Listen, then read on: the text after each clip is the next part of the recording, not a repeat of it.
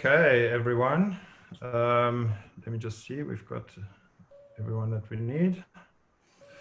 Welcome to our webinar, our expert session roundtable, where we want to look at adapting golf operations for success during COVID-19 and beyond. My name is Bodo Sieber. I'm the CEO of Tagmarshal.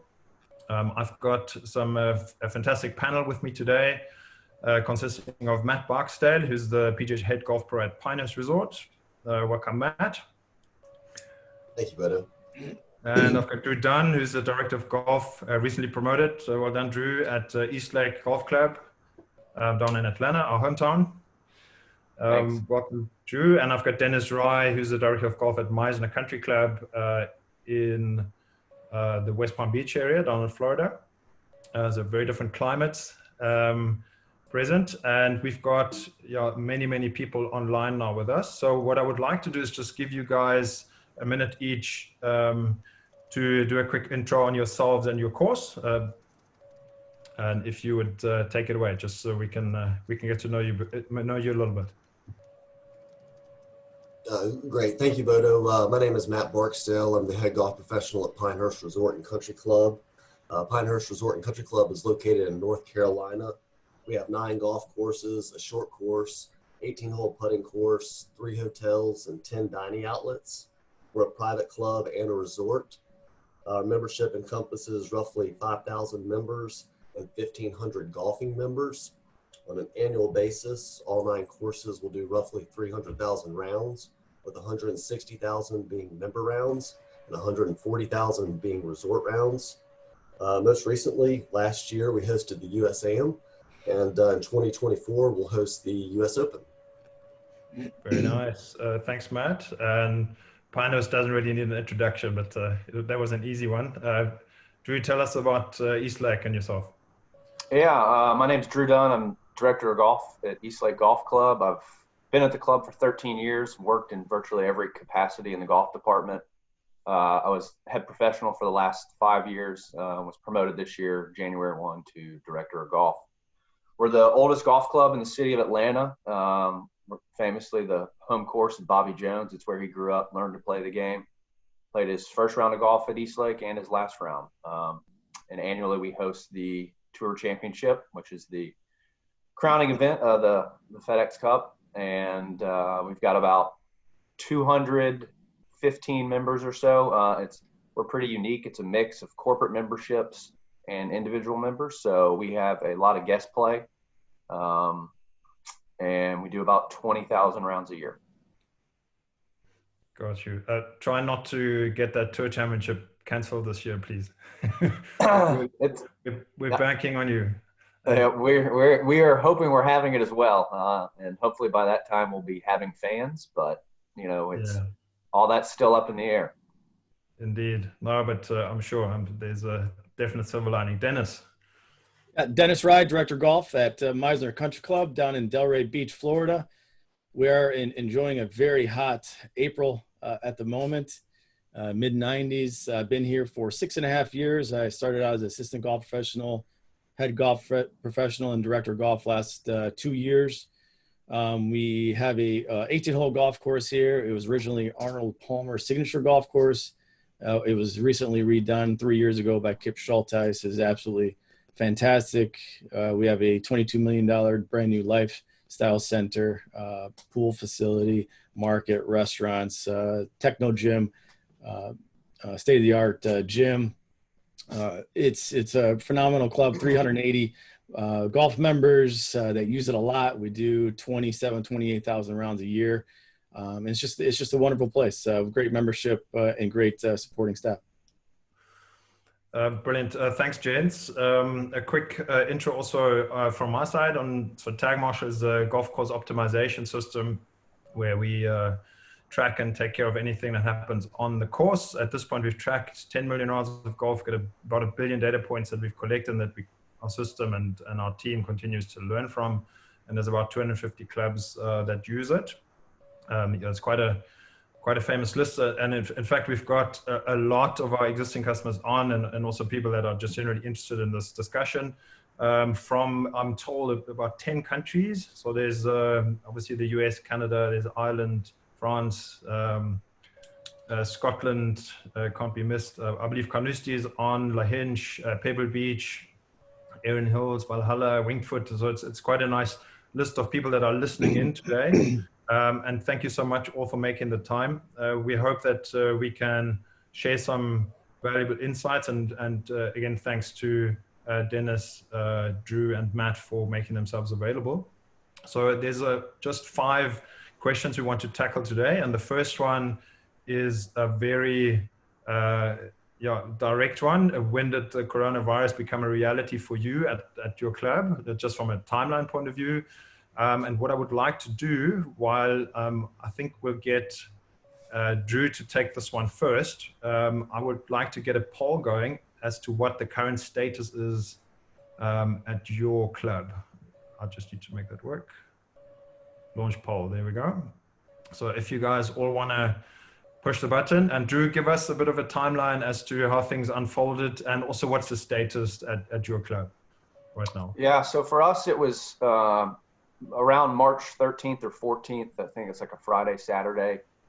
You started to hear a lot of talks from government officials about limiting, gatherings to 250 people or less. And then I think a day or 2 days later, they bumped it down to no more than 10 people in a group. So March 17th was St. Patrick's Day. It's Bobby Jones's birthday. So we always do a little one-day member guest tournament that day. On the 14th, that's Saturday, everybody was asking, are we having the tournament? Are we having the tournament? And at that point, we said, yeah, absolutely. We're not going to cancel. And then Sunday or Monday, our board made the decision that based on, the government's suggestion, we could not hold a sanctioned club event and feel good about it. So we made the decision to cancel the tournament, and we have been closed fully ever since. Our board continues to meet regularly. And they're kind of taking their guidance from Brian Kemp, who's our governor, has a shelter in place until the 30th, end of the month. So we are fully closed until at least then for normal operations. It's possible we might open for member play before then, where only members would be allowed, no other facilities would be open. Sure. But that's where we stand now. But there seems to be a lot of golf being played elsewhere in the city, right? Yeah, I think there's only one other private club I know of that's totally closed. And courses that are open are having record days, record rounds. Yeah. And I think National Golf Foundation has a stat that says 81% of courses in the South are still open. So a lot of people are open and doing well and setting records, but we're taking more of a out of an abundance of caution, staying closed. Sure. Dennis, how did it go with you? I think the timeline was a bit similar, and you were also very busy when the decision was made, right? Yes, kind of like what Drew said, we came off of a ladies member guest, huge ladies member guest, our big 2-day men's member guest on the 8th. And ever since then, that same timeline, that 10th through that 13th area, it started, starting really hitting home right around the 15th. We eliminated guests. There was no guests allowed on property at all. We started experiencing an abundance of play because other things started closing around us. And then right around that 16th or so of March, it seems like it changed. Every day we were adapting to new policies, limiting, people congregating and going to single occupancy golf carts around that 16th, 17th. And then, just to kind of adapt the staff adapting the sanitizing golf carts and all this kind of stuff based off CDC guidelines and board decisions and things like that. So it's pretty similar timeline as far as Drew went. And Matt, you're the last man standing, and you guys have actually been quite busy, right? Yeah, we've kept the golf courses open, of course, following all guidelines recommended by the CDC. But I guess when it came first was probably March 3rd when we had our first confirmed case in North Carolina. Business was still as usual, but we began sending out precautionary advice and comprehensive Q&As about the virus as advised by the CDC. But more on a personal level, I think the week of March 23rd, it became more of a reality when we had to furlough, the majority of our staff, over 1,000 employees in all areas of the company.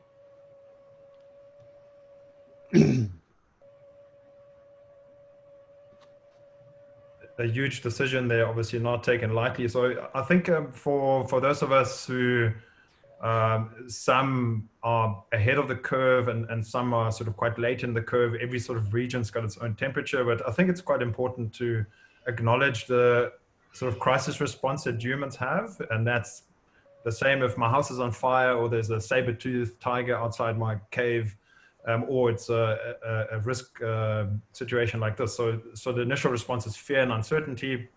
It really doesn't feel great to have the carpet pulled from under your feet. And then it's mitigation. How can we mitigate risks?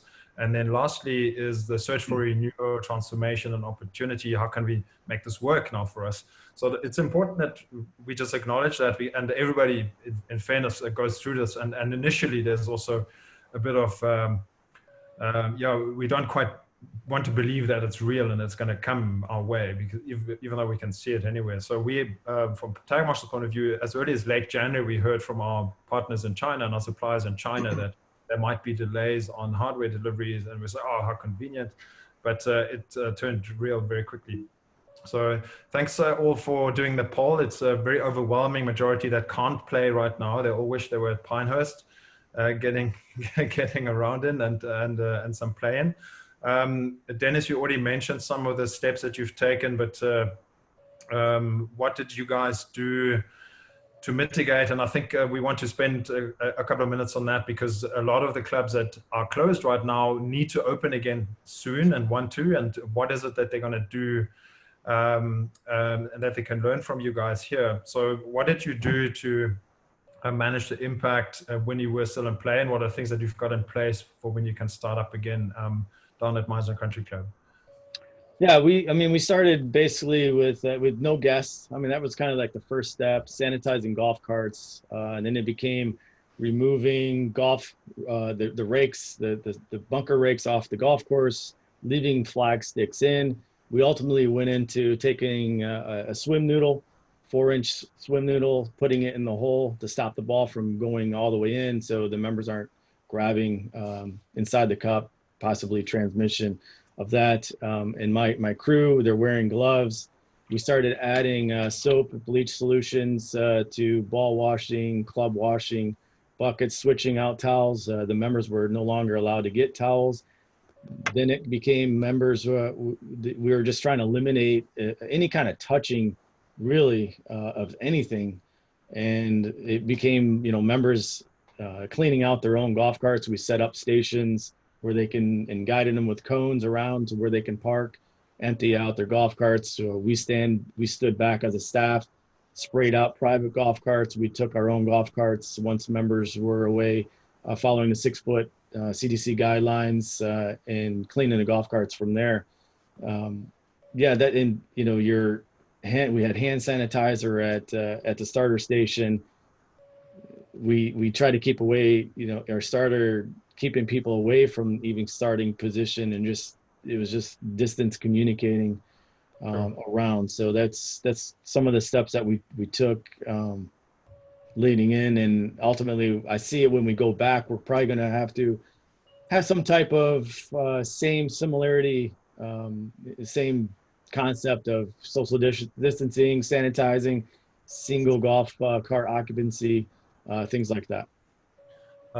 Let's jump in. I'm going to ask you about what you guys did with food and beverage just now. But Matt, okay. What are the steps that you have taken? And so we've, and our team have picked up the phone and spoken to each and every one of our customers just to see where and how we can help.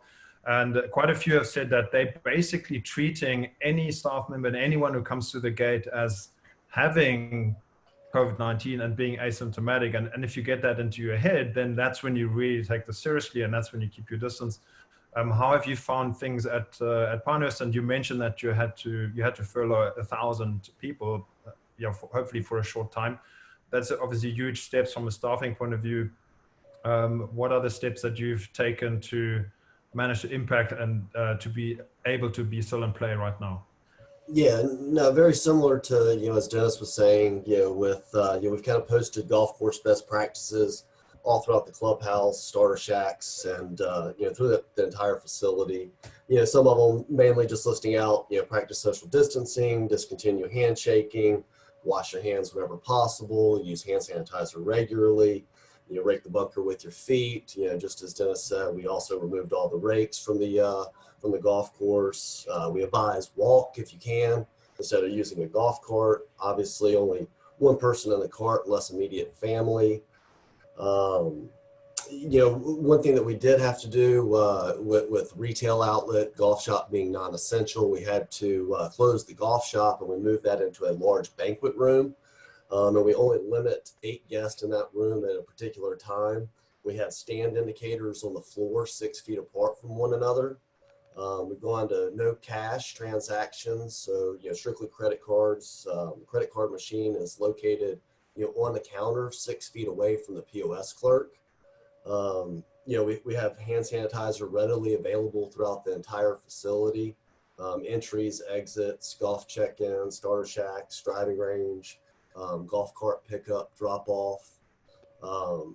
Just as everybody is doing and will do once they reopen. I mean, we're disinfecting everything regularly with recommended products from the EPA. So those are really the steps that we've taken and are continuing to take. And we certainly feel that we're in a little bit of an advantage, with us continuing to be open, that when we do open, when everything does open back up, we'll be, nearly, I guess as fully prepared as we possibly can be to take on, this new normal. Thanks, Matt. And Drew, from your side, you haven't had any play because you're very sort of radical in just shutting down preemptively, but there's a lot of research that you've done yourself and a lot of people that you've spoken to. So what are the things that you have put in place and how has the club responded also in the downtime now? Because a lot of the clubs that are on this webinar now are in downtime right now. How have you responded to planning and looking ahead, and hopefully next week you'll be back up and running, but what are the steps that you are taking and how are you ready? Yeah, so I was tasked from our president and general manager of creating kind of a plan of when we reopen, what does it look like? What are those processes and procedures? So I worked on that and created several phases, the first being, member only play, where they come into the parking lot, they park themselves. Normally we valet park everybody's car. They park the car, go straight to the tee. We'd have a golf staff member there, basically just checking people in, but from afar, socially distanced. And then they go straight from 18 green straight to the parking lot. No clubhouse facilities open, no food and beverage available. They'll have to bring their own. And then from there, the next step is, what does it look like when we reintroduce our caddies into working? So we were extremely lucky because we are a single owner for-profit business. So we were able to apply for a small business loan under the CARES Act. So we currently have all of our staff still on payroll and can hopefully pay them for the foreseeable future until we can reopen. That includes all of our caddies. Our caddies are actually employees of the club at Eastlake. So that was our number one priority, is how do we take care of our people and what's best for them. And we were lucky that we were able to do that, because a lot of member-owned clubs are not eligible to apply for a loan through the CARES Act. So we're continuing to monitor, the situation. And when we are ready to reopen, we have a plan with each step laid out, so we know we'll be ready to roll. And we still have all of our employees on staff, so that when we can reopen, we simply make a phone call and they can report to work under the procedures that we have set forth. Okay, brilliant. Let's look at some of the things that you have done that are maybe specific to your setup. Dennis, you guys have become quite innovative around making use of your food and beverage. And tell us a bit about that. What have you done?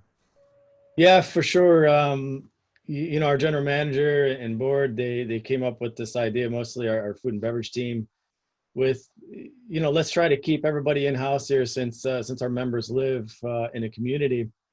We have a few outside members, but let's try to keep them here as safe as best we can. Let's create a market where, you know, your produce, you can get milk, eggs, meat, anything, your alcohol, which we saw a big jump in sales in alcohol. But you know, it's pretty neat. You can, you know, it's a market. Anything you find at the market, you find here. And it started out as you'd come in, and there would be you'd have a helper with you, so there's no touching of goods. But ultimately, that was shut down probably a couple of weeks, well, probably a week and a half ago or so, based on new guidelines, things like that. So I mean, that's it was pretty neat. The members absolutely love it because they don't have to go anywhere. We were actually even gonna put a gas station in, if you will, down in our maintenance yard, but you know, there's not too many people traveling around at the moment, so there's not really a big need for gas. But we're just trying to keep everybody here on property safe, and obviously we're all following the CDC guidelines and wearing masks and gloves and sanitizing everything, and just trying to keep you know, the members will pull up now for their takeout, or if they order produce in there, we bag it. They come, they drive up, they're wearing masks, they pop the trunk. We're all wearing masks and gloves, throw it in their trunk, close it, they're on their way. So there's no interaction, no contact right now. So it's big hit. Members it's amazing, actually. I mean, they feel safe. We're taking care of them, if you will, and we are. And you know, it's they love it. And I see something like this maybe sticking around to some capacity once we get back to normal, whenever that will be. It sounds like the market's been here to stay. So what we've also learned from a few other clubs is that in order to keep their food and beverage going, where there were restrictions, they actually cut down on their staff, but they provided takeaway meals that people could book with their rounds, and the guests and members really loved that, because that's another meal I don't have to go cook at home or go shopping for. Yeah, we have that. We have that same lunch, dinner, same thing. We can deliver or they pick it up. Nice. Then the big question is, what do you do with the holes and what do you do with the cup? So here's a really nice innovation from Pinehurst. Matt, tell us about it, and where did you see that idea, and how is it working out? So what we do is we put PVC piping in the bottom of the cups to limit how far you actually have to reach a hand in. You can grab the ball out with 2 fingers to, you know, limit touching virtually, you know, any part of the cup. I wish I could say we coined the PVC pipe, but we actually borrowed it from a course down in Florida that you know, did it. So it's been a great addition for us. You know, comically speaking, you know, we didn't want to do the raised cup or anything, primarily because the cradle with hole-in-ones being a common occurrence out there. We wanted individuals to still be able to score an ace if possible. So you know, that was, you know, part of it, but you know, the biggest part was really, you know, the contact and limiting the amount of touch points. Absolutely. So Dennis, you mentioned pool noodles, and others have turned the cup upside down. Others have pulled it up by an inch. So there's many ways, but this one is aces ready, which the people playing at Pinehurst would appreciate. What are you going to do at East Lake? What's your decision there, Drew? We're going to do the PVC pipe, just like Matt's doing over there at Pinehurst. And I've actually played around once since we've been closed at another facility here, and that's what they had. And it's extremely easy to get your ball out of the hole without touching the flag stick or any part of the cup. So I think that would work really well. Nice. Are there any other unique approaches that we might mention? And one of the questions that's come through, I maybe just want to field that quickly. What is your policy on the practice facilities on the range? Is that something that's closed, and because it's obviously difficult to manage social distancing at, and what have you guys done around that? Yeah, so from the driving range perspective, we do have limited hours. We're only open from 7 a.m. to 1 p.m. for the driving range, really to give an avenue of warming up. It's not necessarily for the range rats, if you will. It's you know, just to, you know, have a few swings, loosen up. But what we've done to enhance the social distancing aspect is we've gone every other stall. So individuals are about 8 feet apart when they're hitting. No driving range golf balls are allowed in the practice facility, short game area or putting green. Those are only personal golf balls. But then after every use, obviously the golf balls are washed with soap and water. We have large baskets on the driving range that are tipped over, so individuals can actually just get them with their golf club. They don't have to touch the golf balls physically with their hands. But we do have limited hours on the range and have completely halted driving range golf balls going into the short game and putting green area. Okay, what is your plan for that at East Lake, Drew? So we have, like I said, phases of our reopening. So the first phase is there's no practice facilities available, just go straight to the tee. And then similar to Matt, we have the next phase would be just have it open, spaced out at least 6 feet apart between each station, and just for a warm up. And part of my plan in that is to have a golf staff member on the range, and there's a time limit on how long they can be down there, because unfortunately we know some people will try to take advantage of it and not use it, or use it for more than just a warm up session. So we'd have a staff member there that would say, you've got 10 minutes to warm up. And then if that person unfortunately had not left by 10 minutes, our staff would let them know that it was time for them to go to the first tee. And then obviously at some point we'd be fully open range facilities, just back to normal operations. We have the apple crates at East Lake, so you don't have to, you can poke it with your club and a ball comes out. So there would be no touching of the golf balls by the member or guest. That helps. Anything to add to that, Don, for Mizner Country Club? It's similar across the board. They're just spacing it out, making sure that we have baskets as well, tipping the baskets, washing the golf balls, just trying to stop the limit of the range rats, like Matt said.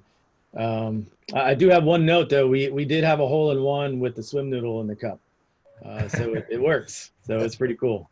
Nice. That question was from Remy Bouchard. He's up in Canada, and hopefully you guys can open up soon again as well.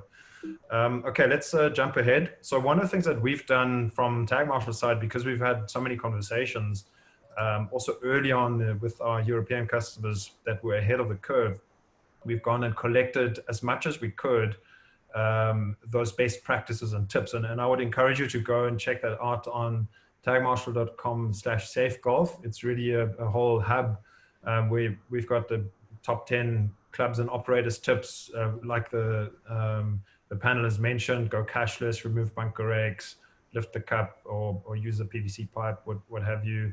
All of those, and it's important for two reasons. One is that there are things in here that you may not have considered, but secondly, also there are things in here that you want to communicate to your players, because one of the key experience factors right now is for players to feel safe, and I'm sure that you would echo that on the panel. So what our team has also done is safe golf tips for players, those top 10 according to experts. Again, don't rake bunkers, don't shake hands, just adjust your game a bit, social distancing and so on. And lastly, with the clubs that we work with, because we've got their courses mapped out, we went and did, and that any club can have that from us, no problem at all, like a park and play sort of setup where we would show the route that a player needs to take, because things are very different now and you can't go through the clubhouse. So that is another touch point where a club can go out and communicate with players, and communication is key in providing a safe environment, because a lot of the safety is perception. While it is very real, we need to talk about it, and we need to make sure that that players are safe. Here's a question: how hard has it been to deal with members and owners? Have you removed players or suspend their use of the club? Like basically, are they compliant with those new rules? I think that's very important. What is your sense on that? Just 1 minute, whoever wants to jump in. Are players compliant? Are they playing by those rules that you are outlining? Yeah, I'll jump on that one first. From that standpoint, our membership and even we're only doing maybe 5% of outside play right now, but our membership understands the severity of the situation, and if they do not, comply with government, federal, local, state orders, that we could get shut down. And with golf really being the only outlet in society right now, it seems like everyone has been really good about keeping social distancing, using hand sanitizer regularly. Yes, you're always going to have the bad apple here and there, but it's very simple to to knock that down really quick. But everyone has been very understanding and very supportive of all the guidelines that have been recommended. I'm sure a dad who's been pent up with 3 naughty kids and a wife for 3 weeks will do anything you ask of him just to get around it. I'm not talking about myself. I've only got 2 kids. Okay, gents. So let's see. There might be one more question that we can tackle at this point. Any restrictions on number of players per group? Basically, are you allowing foursomes? Because a lot of the clubs are now discussing, should we do twosomes only? Should we do foursomes? Well, what is your sense, and can you work within that 6 foot social distancing with foursomes? How have you found that, and maybe particularly to Matt, how are you finding that up at Pinehurst?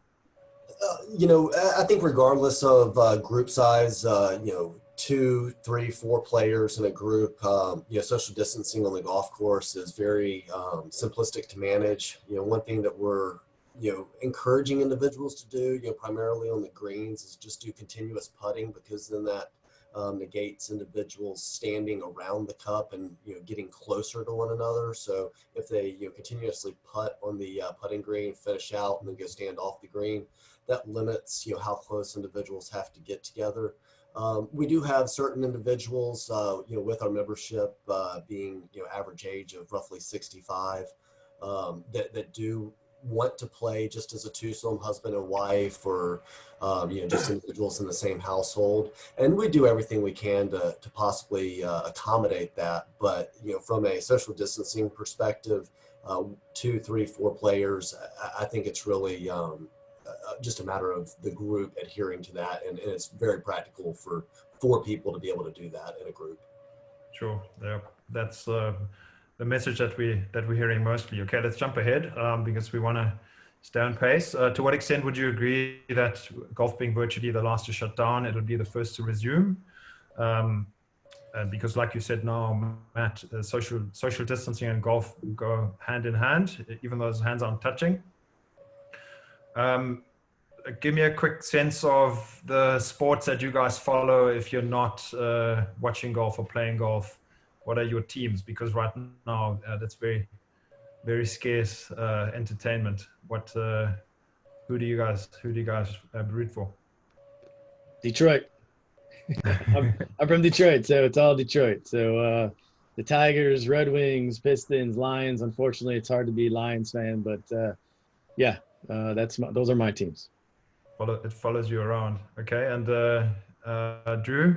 I grew up here in Atlanta, so sure. all the Falcons, Braves, Hawks, all that. But college football is huge down here in the South, and I went to Auburn University, so I'm a huge Auburn Tigers fan, War Eagle.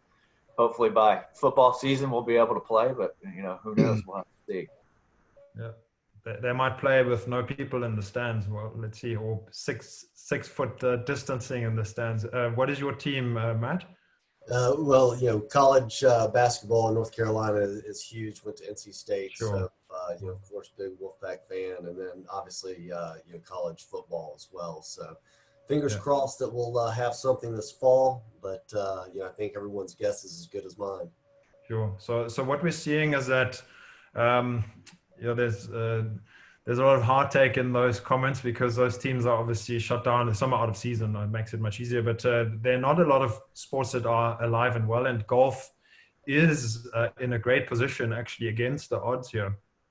So there are a few things that the NGF has done research on, and they're every 2 weeks they do an update as to who's in play and who isn't. And they found that 45% of clubs right now are in play. A week before the major lockdowns, that was even up to 74%. But there's a lot of states that have found their own way to play with limitations right now. In line with what Drew said earlier, where he mentioned that a lot of the clubs that he knows of in Atlanta that are open actually seeing more play than they would ordinarily. And here, that's where the data also speaks to that. Above average play, 32% more, and due to coronavirus, because there's so much, there's so little else that people can do. They actually have more time for golf right now because the social gatherings, the restaurants, maybe they're working remotely and have got more flexibility. Then there's 2 Google search trends that are very interesting. Open golf courses are high in demand commodity, and a safe outdoor activity. You can see that goes straight up here. It's steeper than the coronavirus infection curve. And to do anything on Google Trends, it needs to be volume based. So you can Google your name on Google Search Trends, and it's going to say, well, too little traffic to pick up. So this is real volume that people are driving here. And I just wanted to get your sense of where you're seeing golf in its positioning when things are starting to move again. Do you think that it'll be in higher demand than it maybe was last season? What's your sense on the state of the nation as far as the game goes, and yeah, does it have an opportunity maybe immediately as well? Who wants to jump? Yeah, and I'll jump in there first. Absolutely. I mean, before we closed down on March 24th at 4 p.m. exactly, the amount of play we were getting was tremendous. We were seeing way above average play. We had people playing because it was pretty much the only thing to do around was people that hardly played once a year, twice a year. I mean, they're playing 2-3 times a week. I mean, we had tee times from 7:40 in the morning, which is our first tee time, till 5:08 in the evening, which is I've never seen it in my time here. So, yes, as soon as we are able to play golf, there's going to be a lot of people playing golf, which puts us in a really good, really good position. And I anticipate that continuing trend, if you will, when we do open, it will have increased play, no doubt about it. Yeah, I agree with Dennis, full-heartedly on that.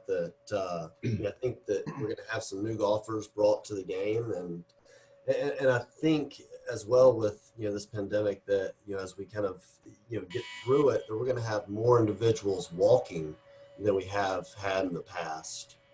And then as far as one of the first to resume, I mean, I think that's going to stand true, because it's one of the only sports that you're really able to fully practice social distancing. And, as we come out of this, people are going to be more cognizant of, social distancing than ever before.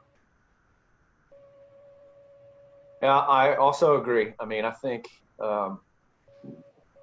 golf can be played safely and responsibly. And I think it's the only sport that can, at least on a competitive level. I mean, if you've got running and cycling listed as other sports that can be played, but you can't really hold a competition, a running competition or a cycling competition, because at some point you're going to be close to another cyclist or runner. And that's the great thing about golf is you can compete. So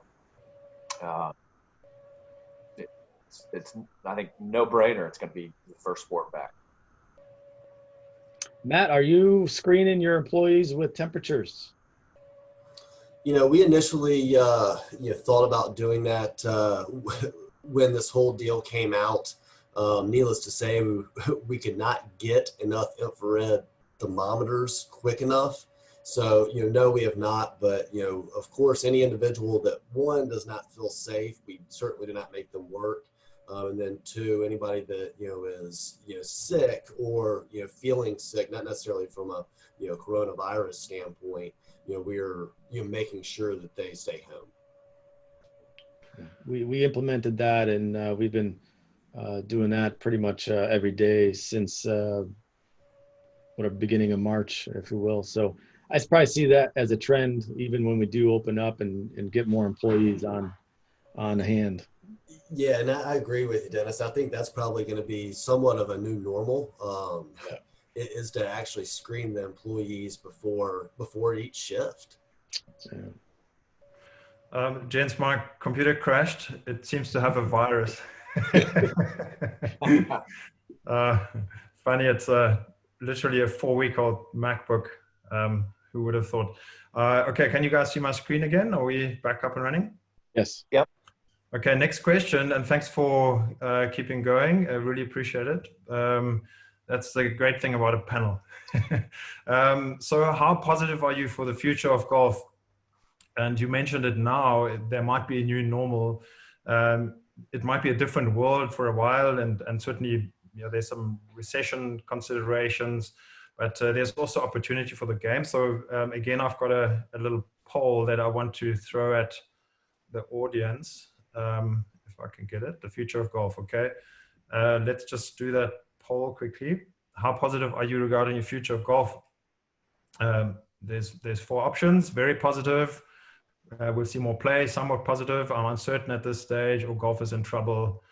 Let's see what we get. Okay, I want to just open that to you. I think you all seem to be very positive. So I don't think we need to repeat that, but one of the questions that I think is an important one: what is our commercial response to this new normal now? Like, what do you do right now where we can see that there's likely a higher demand, but also we can see that maybe some people are less liquid and they might have less disposable income for a short period.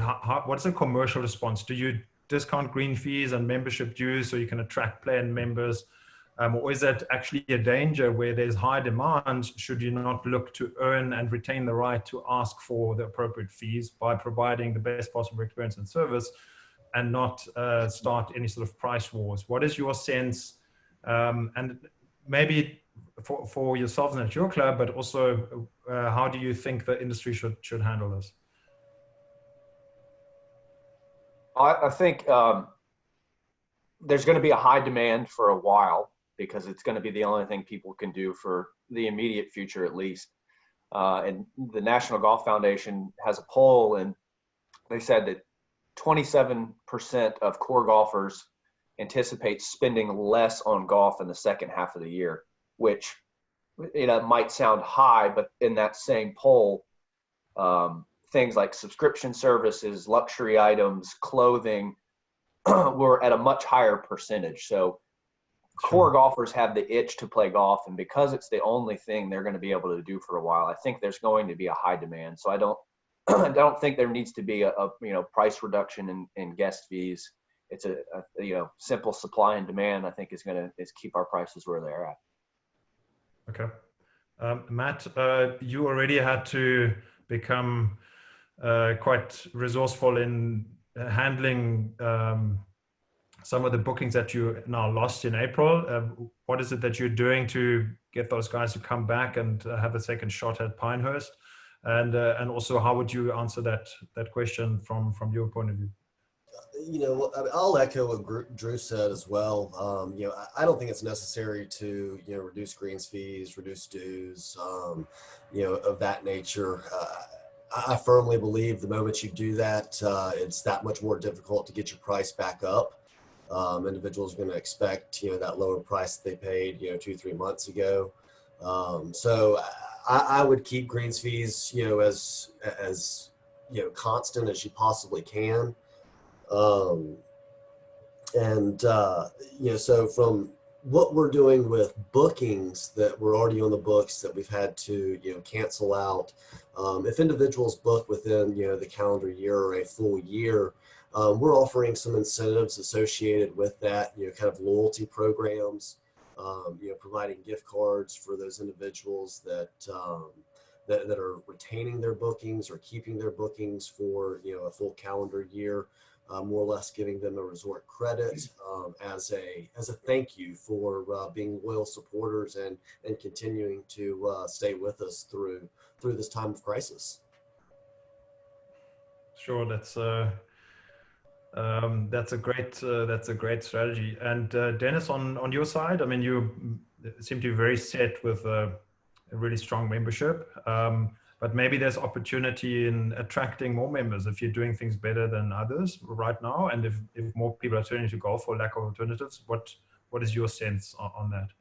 Yeah, I agree with those guys. I don't think there's a reason to start discounting and things like that, especially with the demand. I think, once we're able to play golf, I think there's going to be a big surge of people wanting to play. I think those that are putting off equipment purchases, apparel purchases, things like that, they're gonna come back. I think one of the things that we created here that I think is a great selling point is we're keeping people safe, keeping people in house, really creating a safe environment.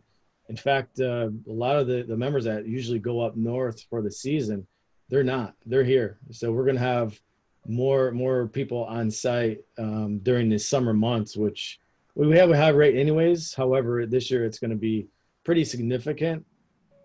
So we're coming up with different ways of implementing new events and things like that for the summer, which we never really have. But I think just creating that sense of being safe. We have a great security system here that's state of the art. It's phenomenal. I think that's a great selling point for the future. Okay, thanks, gents. And you would have seen the majority of our attendees here are somewhat positive, and the highest one is very positive. So a lot of people are expecting the pent-up quarantinis to come out and want to play, itching to play, not dying to play.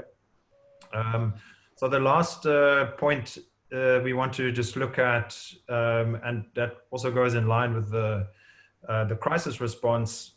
So there's opportunity for innovation and to do things differently, and that our hands are forced a little bit.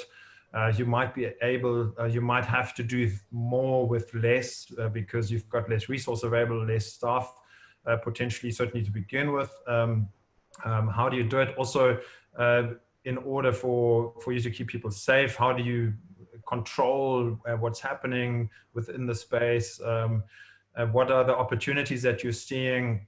Very quickly, we're switching to cashless, for instance. So I've got a slide, if I can get to it, that looks a bit like what the new normal might look like. There's face masks on course, there's distancing between players.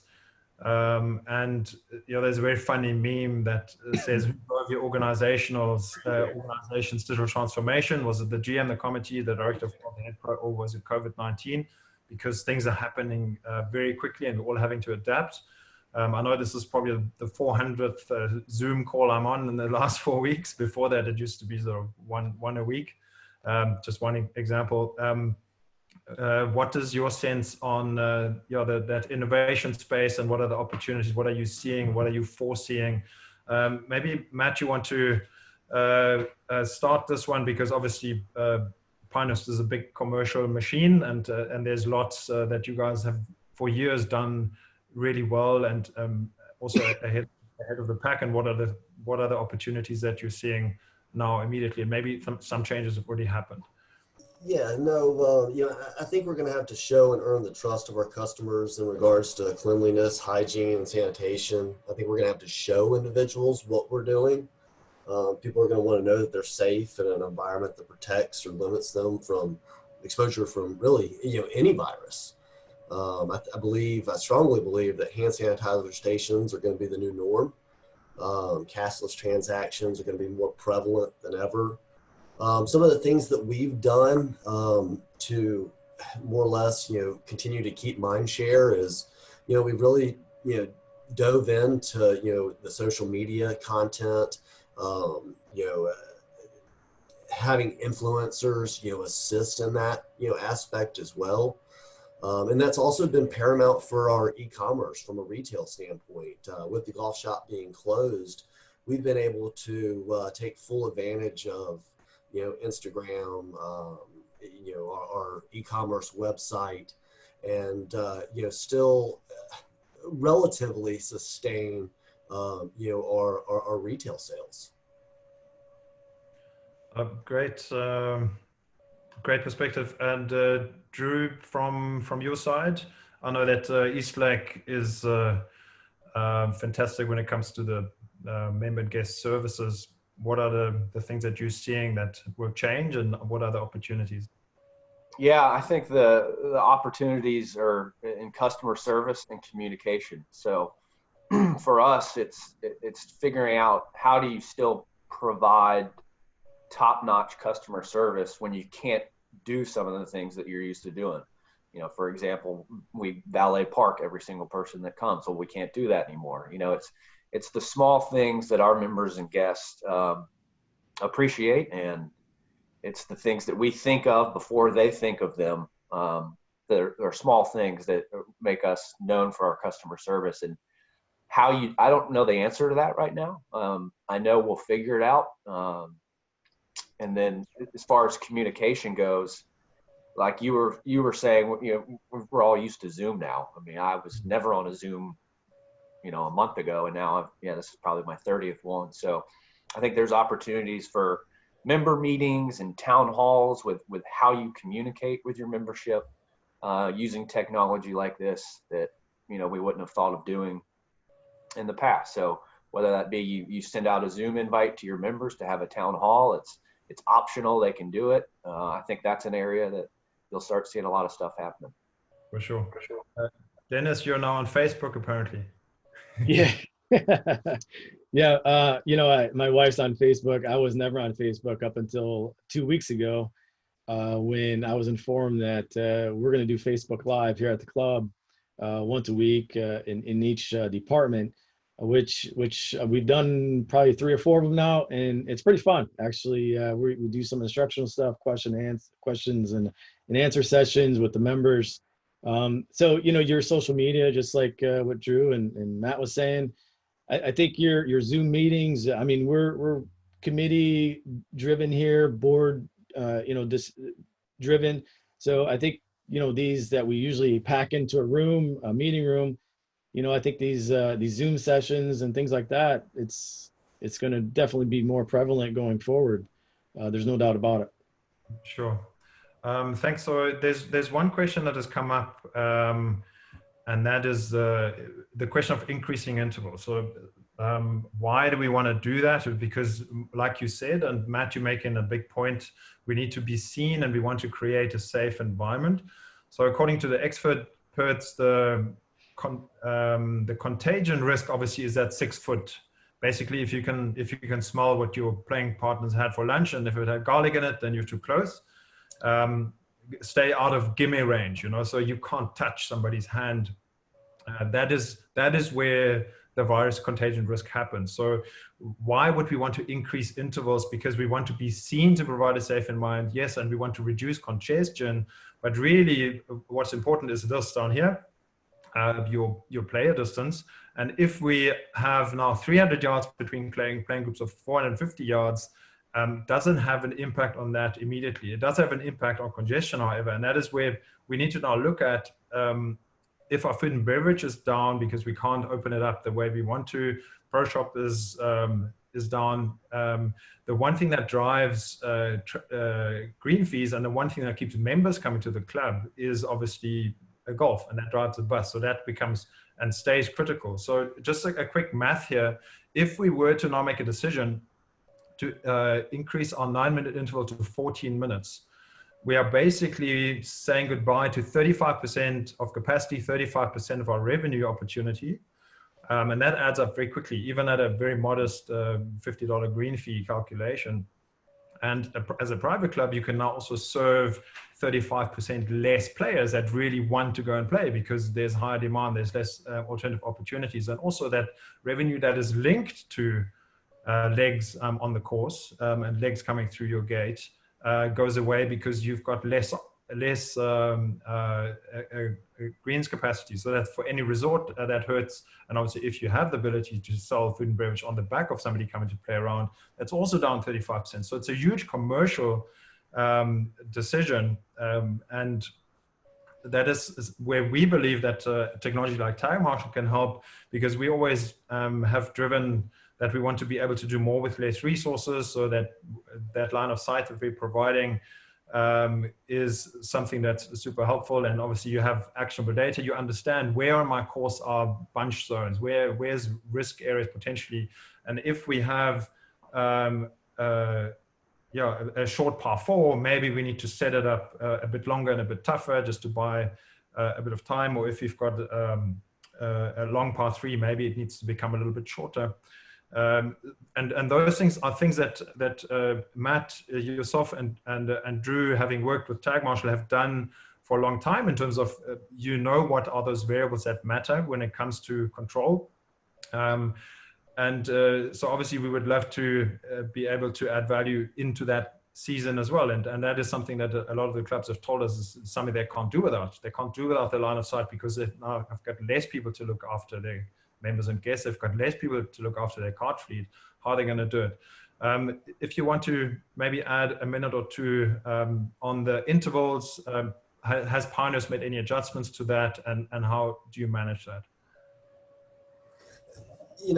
From an interval standpoint, we run at 10-minute intervals on our championship golf courses, and it's really paramount for spacing and pace of play to make sure that those individuals tee off exactly plus or minus 59 seconds of that actual tee time.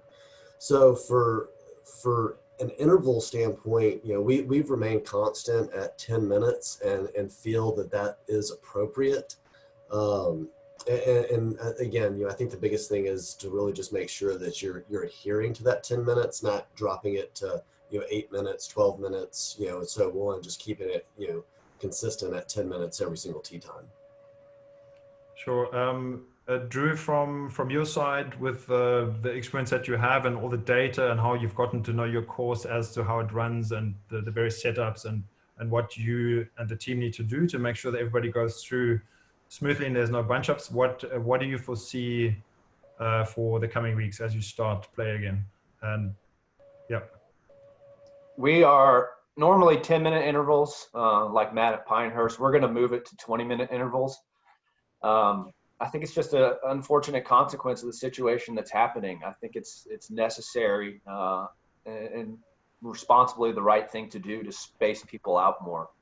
Especially at Eastlake, we have a lot of back and forth holes, so holes that are right next to each other. So even with 10-minute intervals, we know golfers like to slice it and sometimes end up in other holes.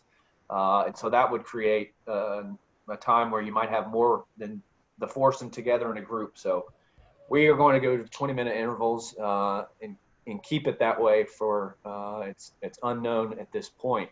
But so I think responsibly it's the right thing to do. You'll work your way down again from there. And from your side, Dennis, is that something that you have looked at? Also, obviously, if you've got single riders, things tend to be a bit quicker. Is that a consideration?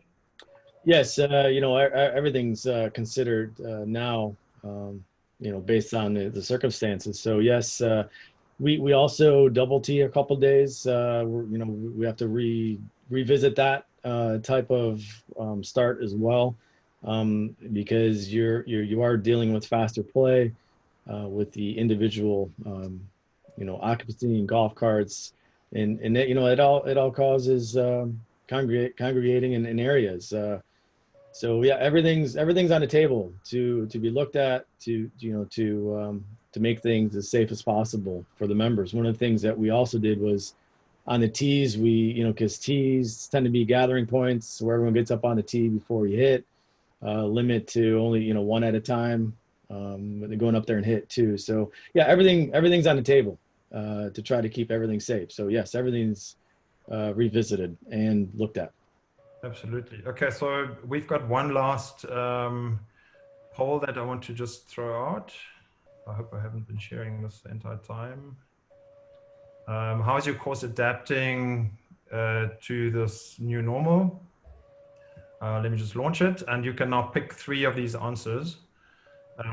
provide a safe play environment, consider technology for greater efficiency, increase tee time intervals, reduce green fees or membership fees to attract play, find ways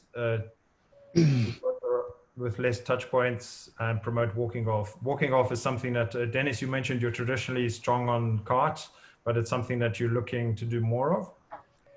Yes, prior to us closing down, we were allowing walkers, which we are traditionally very cart driven.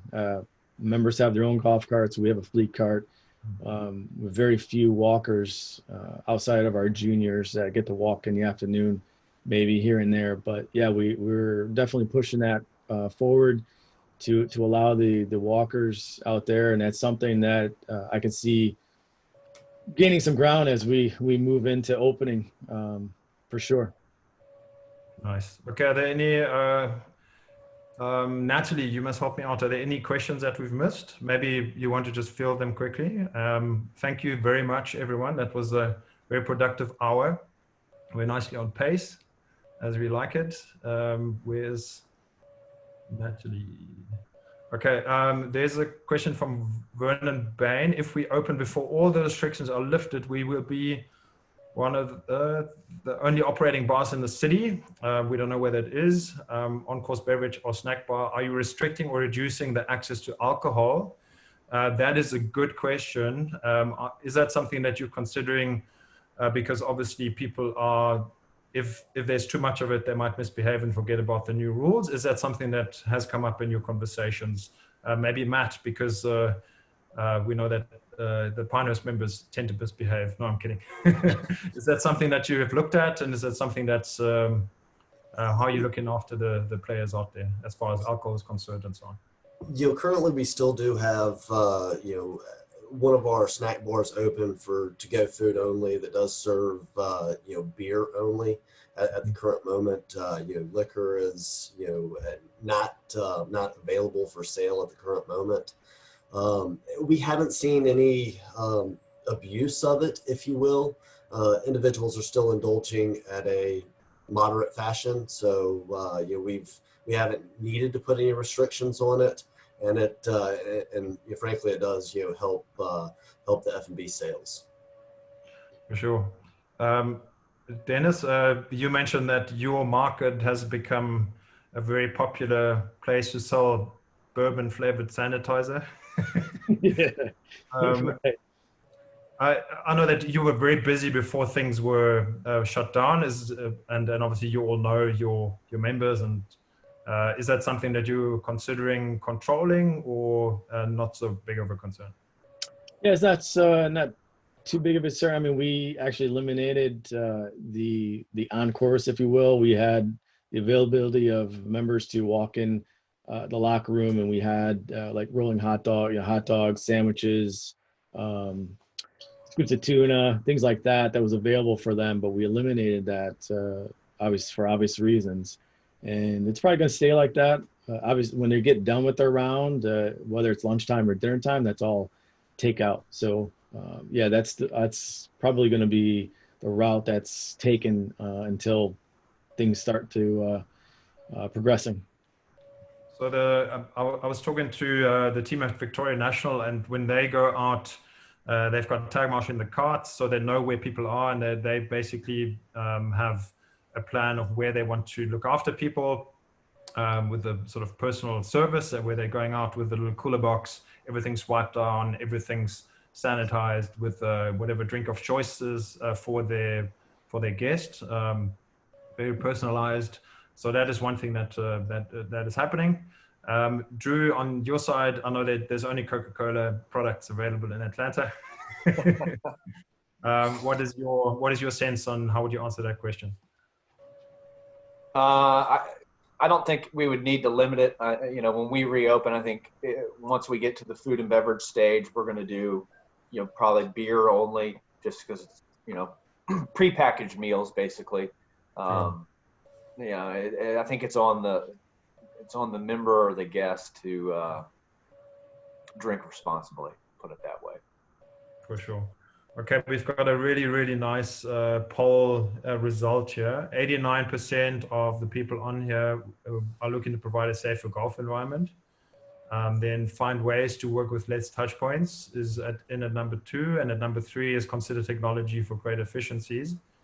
So there's opportunities to do things differently. Okay, here's a question on charity from a COVID-19 perspective. I know that this might not be the direction this question is asking, but Matt, you guys have had a fantastic charity event for your staff, actually. Maybe you want to tell us about that for a minute. Sure. So this was really kind of the brainchild of our president, Tom Pashley, and one of our media and marketing relation managers, to create a once-in-a-lifetime experiences to auction off, and such as staying in the Dornick Cottage for 2 nights, playing around golf on number 2 and number 4. The Dornick Cottage was Donald Ross's house. To play number 4, which was recently redesigned by Gil Hance with Gil, and then play the Cradle with him as well, which is our short course, which was also designed by him. So we did a lot of very once-in-a-lifetime auction items that we were able to raise nearly $300,000 for our employee relief fund. Some of those dollars are helping with paying for our furloughed employees health insurance during this time. Every Friday we've done care packages for our employees with proteins, toilet paper, anything that we can assist with. So every Friday we produce roughly 250, 300 care packages. In response to charitable contributions within the community, we have a fantastic owner in Bob Dedman, single ownership group, and he's made multiple contributions to the Boys and Girls Club of North Carolina and of this area, which has been able to continue to provide food for those individuals that typically would only have food at school. So he's made considerable contributions to the Boys and Girls Club, the food banks, and then also to our Pinehurst Employee Assistance Fund, which is available for all of our employees to write in and request a grant for specific hardships, such as paying rent, paying a mortgage, paying their electric bill. So we've been very fortunate and had a lot of really good responses to some of the things that we've done from a company standpoint and from an ownership group standpoint. Well, we're actually, our chef is organizing a food drive for residents of the Eastlake community that need help during this time. And then they're also doing, giving out meals in our parking lot for food and beverage workers in the industry.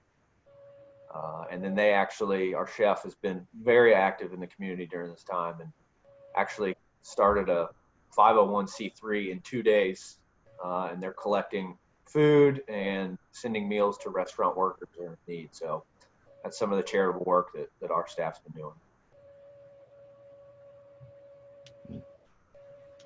It's Natalie here from Tagmarshal. Just continuing on from what Bodo was saying, I think there's the one thing that has been created from COVID-19 is it's really brought out a strong sense of humanity, and I think there are a lot of charitable initiatives like you've mentioned, Drew, and yourself, Matt, as well, which is fantastic to see those taking place at your courses.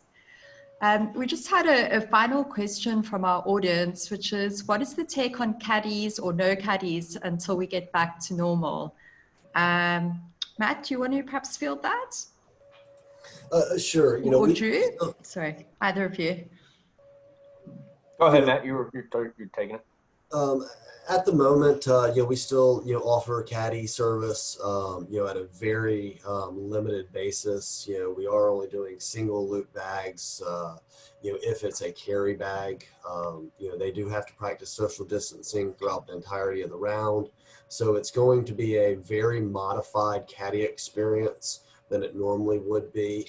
A lot of the caddies are wearing gloves. We do recommend that they have hand sanitizer readily available, but you know, it's not going to be the walking next to one another, you know, that tour experience that a lot of individuals want to experience, but it's really more of a, you know, an individual helping them get around the golf course while maintaining that 6 feet in distance.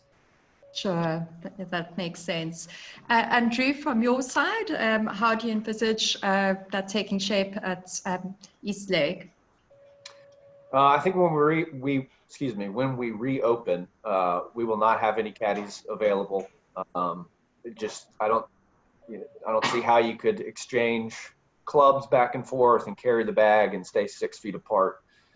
So while we have, you know, those orders in place, we won't have any caddies available, which is odd for us because we're a walking only facility. We only have 5 golf carts, and you have to have a state issued handicap certificate to get one. And even then you still have a caddy that carries your bag. So the caddies are at the forefront of our mind.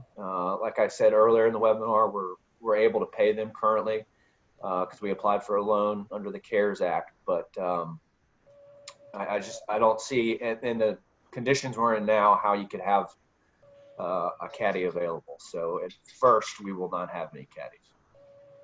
That makes sense. Natalie, thanks for jumping in. The virus has struck twice now for me. Are there any final questions? We all good? Okay, gents, then I want to thank you very much for your time. Obviously, we are here to help from Tagmarshal's point of view to make use of technology where possible and help streamline and help get efficiency. So we've got some great programs with 6 months no payment for year 1, because we know that a lot of people need to look at how can we manage the shorter season with limited budgets. So that's something that we'd love to chat to you about. But first and foremost, thank you so much to Matt, Drew, Dennis for making your time available. And also earlier in the week, we had a nice dry run conversation. Thanks for everyone who's joined us. It's been tremendous. And thank you for all the good questions that have come out from the community. Really appreciate it. That was fantastic. Well, like I told you the other day, I don't have much going on, so happy to be here. Maybe that's why the turnout has been so good. Gentlemen, thank you. Natalie, gentlemen, Dennis, thank you, and Matt too. Yeah. You all stay safe, healthy. Hopefully everyone that's out there listening, your families and loved ones are all safe and healthy as well. Yeah, stay safe. Thank you to the panelists we're getting from the audience here. Thanks everyone for the time. It's really fantastic. We're obviously going to share this so that if you want to check back in on it tomorrow, you're welcome to do that, and also share it with others. We hope that it was insightful for you. Merci beaucoup from Le National in Paris. We're so happy that you guys could play that Ryder Cup, and hopefully Whistling Straits can do the same this season. It's a pleasure. Thanks, everyone.